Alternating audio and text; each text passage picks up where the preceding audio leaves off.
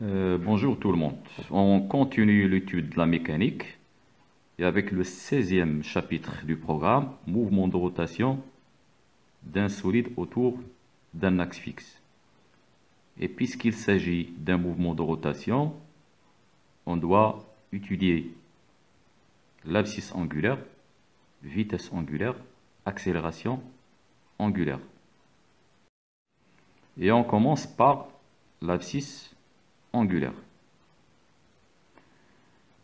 Quand on a un mobile M qui se déplace dans une trajectoire circulaire, lorsque le mobile parcourt la distance à M0, il balaye l'angle θ0.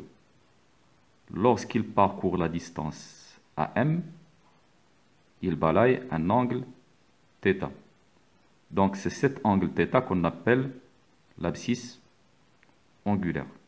Donc c'est l'angle θ que fait l'axe OX avec le vecteur OM. θ est en radians. La vitesse angulaire. La vitesse angulaire est représentée par θ point. Et par définition, la vitesse angulaire moyenne d'un point M entre les dates ti-1, ti+1 est θ point qui est égal θi plus 1 moins θi moins 1 sur ti plus 1 moins ti moins 1. Et c'est la variation de θ sur la variation du temps. Si delta t est très petit, θ point c'est la limite quand delta t tend vers 0 de ce rapport, qui est la dérivée de θ par rapport au temps. Donc ce qu'on doit retenir là, c'est que la vitesse angulaire θ point, c'est la dérivée de θ par rapport au temps, qu'on peut écrire aussi oméga. Donc la vitesse angulaire est notée soit par θ point ou bien par oméga. Passons à l'accélération angulaire.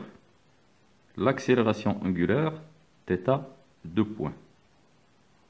Par définition, θ 2 points, la limite quand delta t tend vers 0 de ce rapport, c'est-à-dire c'est la dérivée de θ point, qui est la dérivée seconde de θ. Donc, la vitesse angulaire θ point, l'accélération angulaire θ 2 points. θ point en radians par seconde, θ 2 points en radians par seconde carrée. Grand 2, relation fondamentale de la dynamique de rotation. On a un corps qui tourne autour d'un axe fixe, delta. Si on a un point M qui appartient à ce corps, il réalise une trajectoire circulaire. Donc chaque point du corps a une trajectoire circulaire de centre O.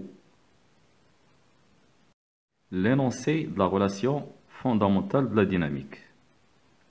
Dans un repère lié à un référentiel terrestre, pour un corps solide en rotation autour d'un axe fixe,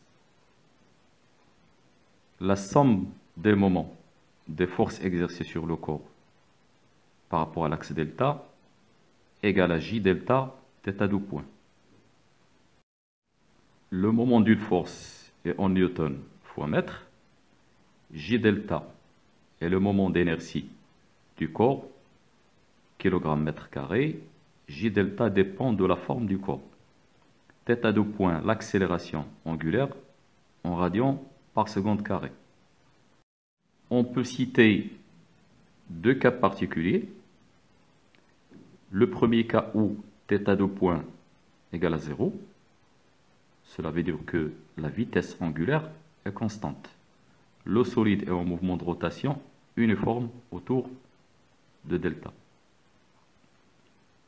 Le deuxième cas particulier, si θ 2 points est égal à une constante, le solide est animé d'un mouvement de rotation uniformément varié.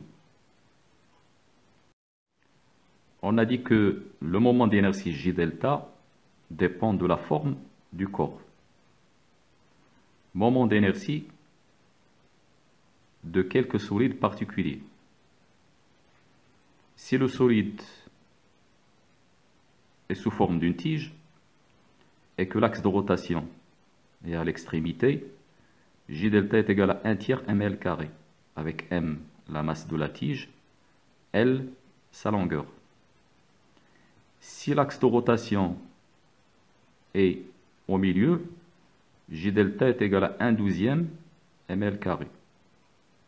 S'il s'agit d'une sphère, J delta 2/5 mr carré, avec R le rayon de la sphère, etc. Donc, chaque forme géométrique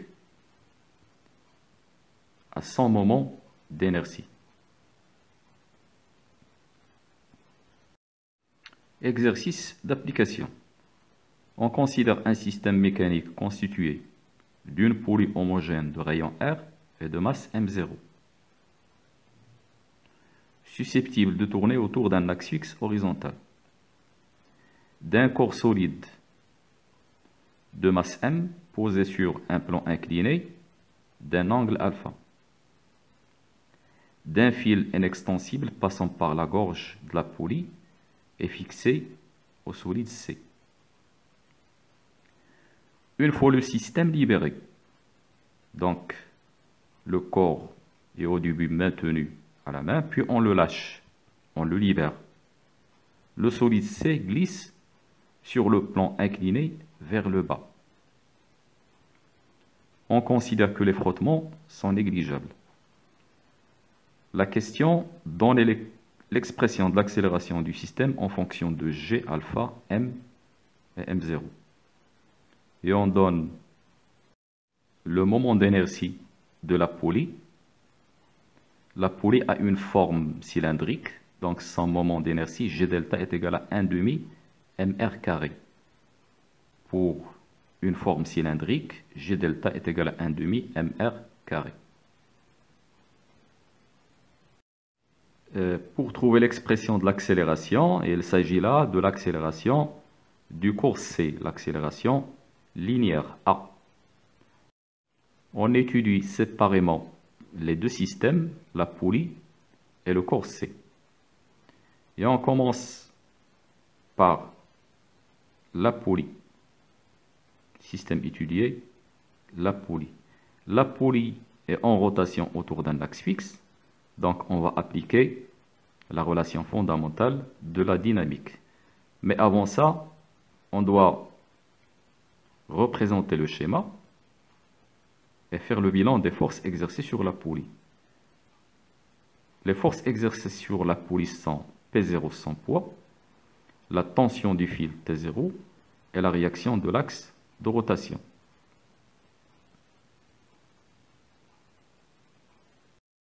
Donc, puisqu'il s'agit d'un corps qui est en rotation autour d'un axe fixe, on applique la relation fondamentale de la dynamique sur la poulie. La relation fondamentale de la dynamique s'écrit la somme des moments des forces exercées sur le corps égale à J delta θ de point. Et puisque le corps est soumis à l'action de trois forces, la somme des moments s'écrit moment de P0 par rapport à delta, plus moment de R0 par rapport à delta, plus moment de T0 par rapport à delta est égal à J delta θ de point. Bon, un rappel à propos du moment d'une force. Si on a une tige, par exemple, qui peut tourner autour d'un axe fixe delta, quand j'exerce une force F sur la tige, la force F a un moment. Par définition, le moment de la force F par rapport à l'axe delta égale plus ou moins l'intensité de F fois D. Le signe plus ou moins dépend de sens de rotation positif. C'est un sens qui est arbitraire. Si je le choisis dans ce sens, et puisque la force F fait tourner le corps dans le sens positif, dans ce cas, le moment va être positif, donc c'est plus. Si je le choisis dans le sens contraire, dans ce cas, la force F fait tourner le corps dans le sens négatif, donc on va mettre moins. F, c'est l'intensité de la force, et D, c'est la distance que fait la ligne d'action de la force et l'axe delta. Donc c'est ça, la distance D. On a un cas particulier, si la ligne d'action de la force passe par l'axe de rotation. Par exemple, le poids du corps. La ligne d'action du poids passe par l'axe de rotation. Je considère dans ce cas que l'axe delta coïncide ou bien passe par le centre de gravité du corps. Dans ce cas, la distance D est égale à 0. Ce qui signifie que le moment de la force est nul. Donc le moment du poids par rapport à delta égale à 0. Donc dans notre cas, P0, la ligne d'action de P0 passe par l'axe de rotation, son moment est nul. De même pour R0, son moment est nul. Donc le moment de P0 égale 0, moment de R0 égale à 0. En ce qui concerne le moment de T0, donc là, on a la poulie, la force exercée par le fil. Je choisis le sens positif, le sens de rotation réel de la poulie. T0 fait tourner le corps dans le sens positif. L'expression du moment de T0 par rapport à delta s'écrit. Donc, puisque T0 fait tourner le corps dans le sens positif, donc le moment est positif. J'écris l'intensité de la force qui est T0, multiplié par la distance que fait la ligne d'action de T et l'axe de rotation, c'est-à-dire le rayon de la poulie. Donc, le moment de T0, c'est T0 fois R. J'écris donc moment de T0 égale T0 fois R égale G delta θ de point. Donc T0 égale G delta θ de point sur R. J'étudie maintenant le corps C. Le schéma. Le corps C est soumis à l'action de 3 forces. Bilan des forces, le poids P, R réaction du plan incliné qui est perpendiculaire au plan incliné car il n'y a pas de frottement. T, force exercée par le fil. J'étudie le corps dans un repère XY, X orienté vers le bas. Et puisqu'il s'agit d'un mouvement de translation du corps C, on va appliquer la deuxième loi de Newton. On applique la deuxième loi de Newton, somme des forces exercées sur le corps est égale à M1. P plus R plus T égale M1. Je projette cette relation sur l'axe OX. La projection de P sur l'axe OX, c'est P sinus alpha. La projection de P sur l'axe OX, c'est Px. On a là l'angle alpha. Sinus alpha égale Px sur P.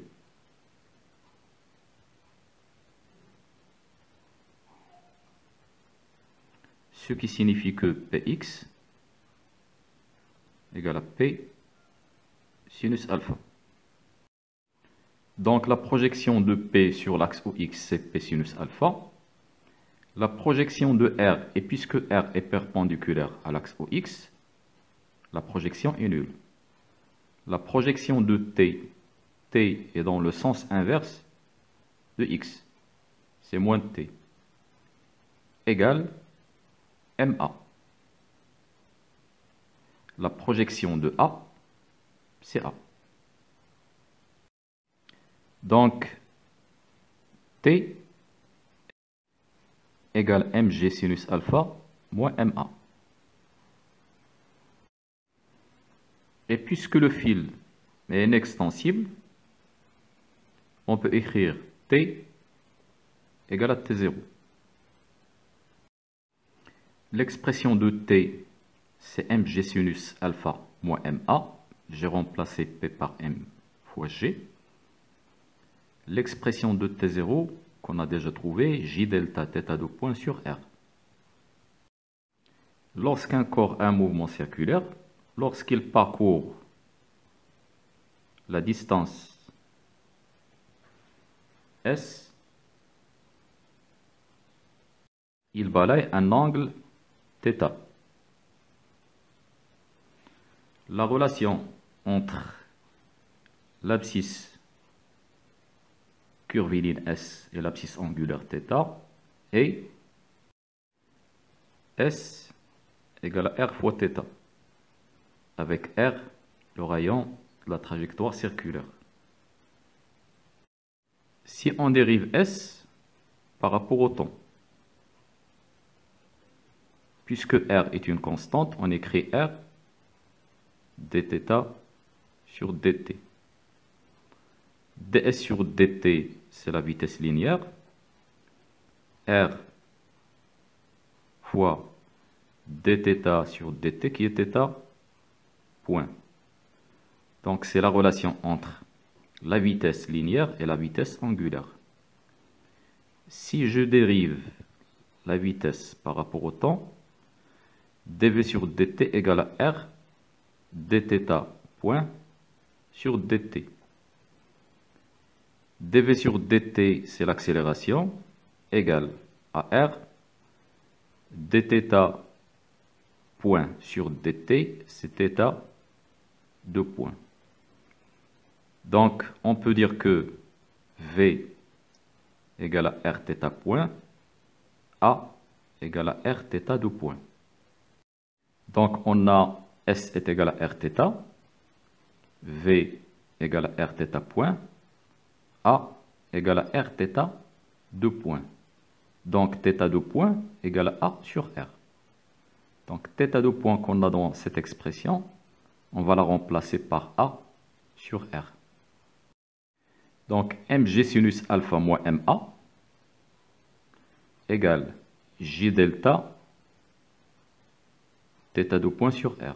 J delta, je remplace θ de point par A sur R, ce qui donne J delta A sur R carré. Je fais passer ma moins ma de l'autre côté, ce qui donne ma, et je mets A en facteur. Donc mg sinus alpha égale à A facteur de m plus J delta sur R carré. Je fais sortir le m à l'extérieur, à m, 1 plus J delta sur m R carré. Je remplace J delta par son expression 1 demi m0 R carré. Avec m0, la masse de la poulie. Là, il ne faut pas confondre m0 qui est la masse de la poulie avec m qui est la masse du corps. On simplifie R carré et R carré et on obtient m0 sur 2m. À m, 1 plus m0 sur 2m. On a donc mg sinus alpha égale à am 1 plus m0 sur 2m. On simplifie m, ça se simplifie, on obtient a égale g sinus alpha sur 1 plus m sur 2m. Et c'est ce qui est demandé, l'expression de l'accélération.